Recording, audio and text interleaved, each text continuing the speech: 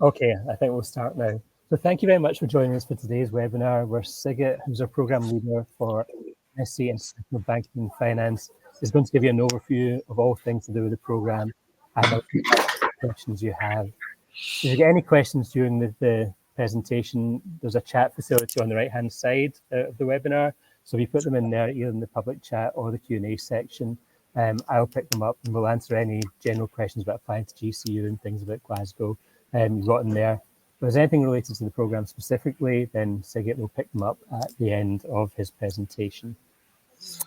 Without any further ado, then I'll hand you over to Sigit to tell you all things about MSc International Banking and Finance.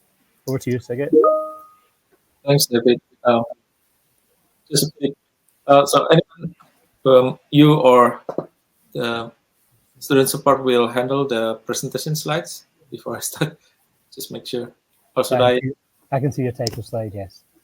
Okay, right. Yes, right. Thanks everyone for coming. My name is Sigit Wibowo. Well, for me, Dr. Sigit Wibowo. I'm a program leader for this GCU MSc International Banking and Finance. I'm also a lecturer in personal finance at GCU. So we have several, two MSc in our department, right?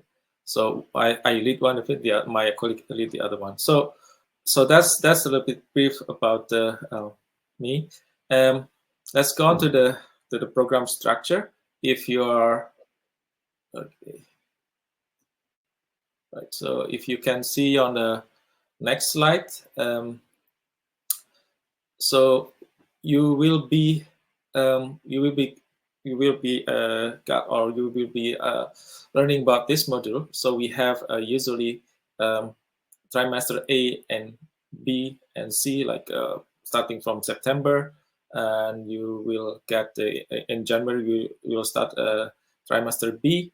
But if you are taking or starting in January next year, so you will start with trimester B, and in the second trimester, that is trimester A, you will have that in your second trimester. So and on both in the third trimester, usually in trimester C, so you will do finance research project. Okay. Now we have several modules which we try to cope with various industrial requirements for anyone who graduates from banking and finance. So you see that there we covered ethics, sustainability, and governance for the first semester. I lead for the bank risk management, commercial banking, and global corporate finance. So this is basically the fundamental part of your study. So most of these are conceptual or concepts in banking and finance which you need to pass in order to get a postgraduate certificate. And in the second trimester, if you are January starter, of course, it will be your first semester. So you will be given similar context, but in a different way. For example, financial securities and portfolio analysis is much more investment kind of thing rather than just finance. And you have also much more strategic planning about the bank management. We have also covered banking and financial regulation. That's not only covering regulations in the UK, but also in the world. So we also have, for example, like Basel Accords for global banking standards. So that's in banking and financial regulation. And finally, it is much more quantitative demanding, that is financial risk modeling, led by my colleague, Dr. Giovanna. So that's the 4 modules that you will take in trimester B. So if you are doing trimester B, like in January, so you will cover trimester A in the second trimester while you're studying here. Okay. Is that everything okay, David? Yes, all fine. Okay, right. So yeah, so in order to get a postgraduate certificate, you have to pass at least 60 credits. Okay, now if you have passed that, you can go to the next level, which is postgraduate diploma. But if you are, of course, we are helping you to get the full degree, that is master's degree. So if you can cover all of this in the final trimester, you will do your dissertation. That is finance research project. So it consists of 60 credit. So yeah, that's the module that the modules that you will be be learning, if for at least like 1 year during your study at GCU. Okay.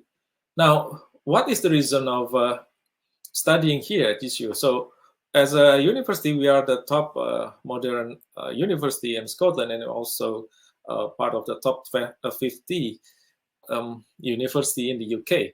So, what kind of benefits that you will get if you are studying with us? So, as stated in the slides, you can see over there, our program is designed carefully with those selected modules in order to cope with various contemporary issues in banking and finance. But not only that, we will also equip students with a necessary knowledge in order to understand the development in banking and finance. So we also have a very experienced academic team who have a different innovative teaching and assessment method that help you to get your increase your employability skills, right? So this also help you with various, like for example, software we will cover later on, but they also give you some skills that is usually becoming a standard in industry. So we also invite our colleagues from industry, usually people in Scotland. I myself, I, um, I I invite my colleagues from JP Morgan to give a talk about something which is closely aligned with his with his daily job. So it gives you much more experience, not just from us as an academic tip, but also from industry. Not only to that, we also have, I think David will cover this later on. So we also have a career service which help you to develop your network and also try to get you in a job market in the UK. So that's our support for you in order to increase your employability. Of course, this is not only an academic team, but we also work with various departments within the university to help you finishing your study and try to get you into job market in the UK. And not only to that, we also align our education, say masters in international banking and finance, with UN Sustainability Development Goals, which mostly in the, if I'm mistaken, is the sixth and the 11th MDGs, but is growing inequality, solution to growing inequality, and also providing more access to financial sector. So that's our global mission as part of the university mission as well. And more to it, of course, if you come here, that you will find a lot of experience, not only in the campus, but also outside the campus, as we also brought a lot of people from industry to talk either as a guest speaker in one particular module, or it is an event separate from any module, right? So, but that's more. Let's see. If you are joined with us, then you will be able to access at least three bodies that is have cooperation with us.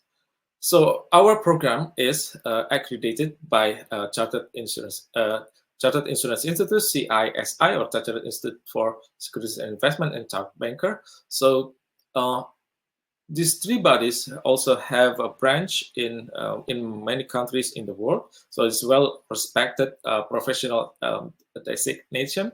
So if you join us, then you will be able to join as a student member, right? So you can join when you study, then you can join this. And if you want to pursue more in order to get a chartered, say for example, one of the bodies, then you can do that also. So our modules is recognized by three professional bodies. So that being said, that we also have a good relationship with an industry, and we try to get you also with a much more recognition, just not only your master degree, but also more insight or more recognition from the industry.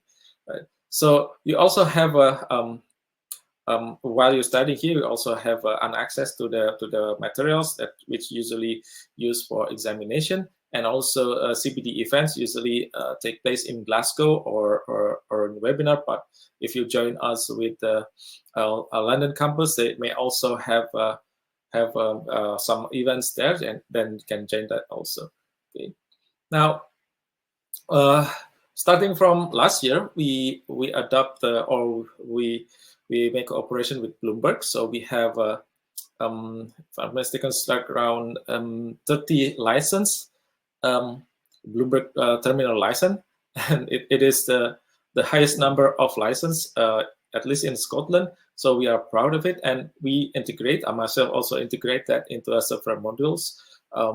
So why Bloomberg? Why Bloomberg? So if you're working in industry, Bloomberg is a must in the sense that if you're doing some sort of analysis, you need to get data, you need to make a forecasting model and all of that. So Bloomberg is one key to do that. So it is embedded in our modules, and we try to bring the world business and finance standard in practice in our modules, right? So you can also, there's also some certificates through this Bloomberg integration. So you see that not only CISI, but also you can get certificates from Bloomberg, right? So you can put this on your CV, and by doing so, then you can add some sort of skill to your employability. So that's maybe that I can give you for. If you have any question, please do so. I'm trying to cover from the program side. If something that is beyond the program side, then David will help me to answer that question. Thank you. Back to you, David. Thank you very much, Sigit. That was very interesting and enlightening. I see we already have a question from Baigandla. Apologies, my pronunciation is not quite right there. Can you see the question, Sigit? Yeah, pattern of qualified assignment or class exam. Yeah, I do not put that here, but in each trimester, we try to balance between, for example, exams and coursework. Coursework, it means writing assignment. So we have, like, for example, there are some modules in the middle of trimester have a class test, and while others have by the end. But I would say it tried to. I would say we try to bring fairness to the students so that they are not overwhelmed with a lot of exams by the end of trimesters, for example. And for each module, we usually have, except for the last one, the finance research project. That's basically writing dissertation or project thesis. So each module have two assessment, right? For example, I take for example my module, I have an essay in the middle of a trimester, and I have a class test or exam by the end of this module. So you may have two for each module, but one thing for sure is that we try to create some sort of balance between each module in one trimester, so that the student feel comfortable of doing the exam, right? So I hope that answer your question. Sorry if I cannot pronounce your name correctly. Thanks for that, Sigit. Does anyone else have any other questions, either about the program itself or come to GCU, be that applying or studying here, what the campus is like? We'd love to hear from you. So I have a question here from Omar. Omar, I hope that's correct. Yeah, Omar. Right. What kind of quantitative skill and tools will be trained throughout the program? So yeah, firstly, the quantitative skills mostly are for finance. So finance is basically numerical discipline, if you like. So you need to know many various concepts, which is quantitative. So what kind of quantitative skill that we teach here? Firstly, for example, like financial risk modeling, you will be taught to learn about the basic and intermediate concept, which are used in the industry, for example, like value at risk, expected shortfall, loss distribution. Then also you are also taught to develop some sort of sensitivity analysis. So for example, we use at risk for several modules apart from the Bloomberg, right? So that's one. If you do dissertation, you will also have lots of exposure to other software, for example, SPSS or Stata to do your research skill. But I would say the one that would be beneficial for you is the tools that you use in Bloomberg, right? So there are many tools for that. In other than risk management quantitative concepts, you can also we also offer or provide or deliver a finance concept such as portfolio analysis, security analysis. That's also integrated with the Bloomberg. Doing portfolio analysis is also very important, not only for, say, for example, doing investment, but also understanding how banks have a different kind of credit portfolio, which in one side, perhaps the goal is to maximize the company's objective. But in the other side, this is the quantitative skill that we will taught you if you're studying here, is to understand how this portfolio may have also risk, right? So you will be given a tool, some sort of tool or concept, with also with the tools, software, to understand how to quantify the risk. But of course, quantitative skill is one necessary skill, but in order to that, if we try to develop our students with a good analytical skills based on the quantitative or some sort of a number that they can create. Okay. Hope that answers your question. Yeah. Thanks, Sigit. Do we have any more questions? Sigit, do students have access to the Bloomberg suite? Sorry again, sorry? Do banking finance students use the Bloomberg suite? Yes, the answer is correct. Some modules have several, say, one or two sessions in Bloomberg suite. So definitely it's a yes. And if you do your finance research project, of course, you need to get access to data. So we also have that in order, you do not attach with a module in order to access the Bloomberg suite, but you can use also in different time while you're trying to get the data from that. So I tell you what, you can get many data as you like. Although we have also limitation to the bandwidth, but any data, including the data from your country, as long as Bloomberg subscribe to it, you can get also the data. The data that you may not get that from, say, a publicly available sources, right? So Bloomberg also provide that. That's great. I'd heard it was pretty popular with students. It's a fairly new thing on campus. Omar has another question for us about internships. Okay, you want me to answer that, please? Yeah, yes, please. Yeah, we do help you to get internship. That will be done through the career service, right? So the answer is yes, but not only internship, but also a job placement, right? But this is really what do you call it? This is not a guarantee, because the decision is made by other people outside the university. But to answer that question, the answer is yes, right? So yeah, what kind of teaching style, like mostly lecture or do student test? Okay, yeah. So in all modules we have two type of teaching, right? Teaching session, if you like. So the first one is lectures, of course, like classical lectures, which mean that the lecture will explain to you the basic concept. Of course, you can ask him during the or her during the lecture. And apart from that, we have a tutorial or seminar, right? Seminars can be a tutorial, for example, in Bloomberg Terminal, or it can be also in computer lab, or it can be also a seminar as usual.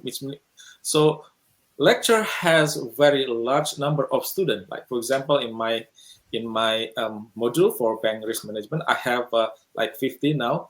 But we have much more intimate, if you like, in a seminar or tutorial. So we divide that student into three seminar groups, right? So each at most, I say at most have 20 students. So you will be closely interacted or interact with the lecture. So in seminar we have a different kind of methods. It depends. For example, if you do financial risk modeling, that's basically in the lab, like also bank risk management, also in the classroom lab.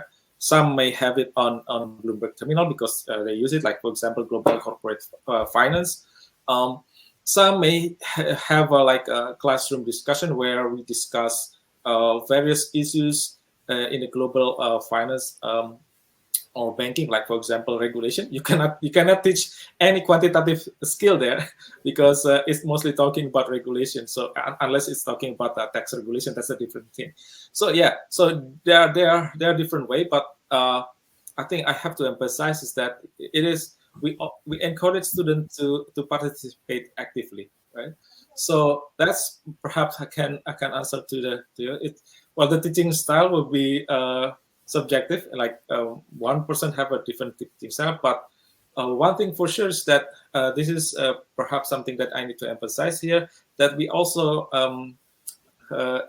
we have an external examiners between someone outside the university. We invite to make sure that the teaching is delivered fairly, and also we are closely monitoring or maintaining the teaching standard, so that we are not only able to deliver a good education quality, but also ensuring fairness to students. Right? Oh yeah, group work.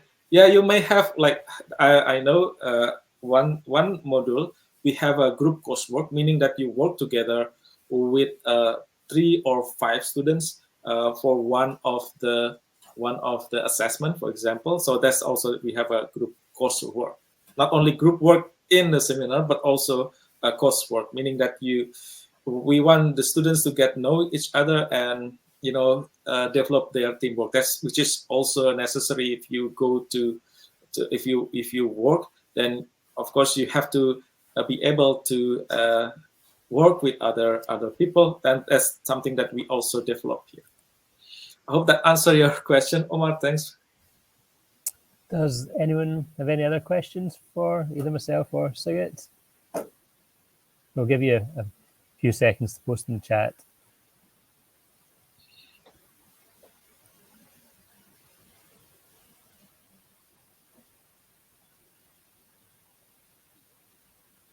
Okay. Maybe I was going to say, Sigit, it feels like we're done. We've had all our questions for the day, but okay. I'd like to say a big thank you to you for your presentation. It was very informative, and thank you to everyone who attended today as well. It was great seeing a few of you coming along, find out more about the course. If you do think of any further questions you have, you can send them to inquiries@gcu.ac.uk and we will get back to you on that. But thank you once again all for attending. I hope you have a lovely day, and we'll hopefully see you on our Glasgow campus sometime soon. Thank you. Thanks, everyone. Thanks. Bye.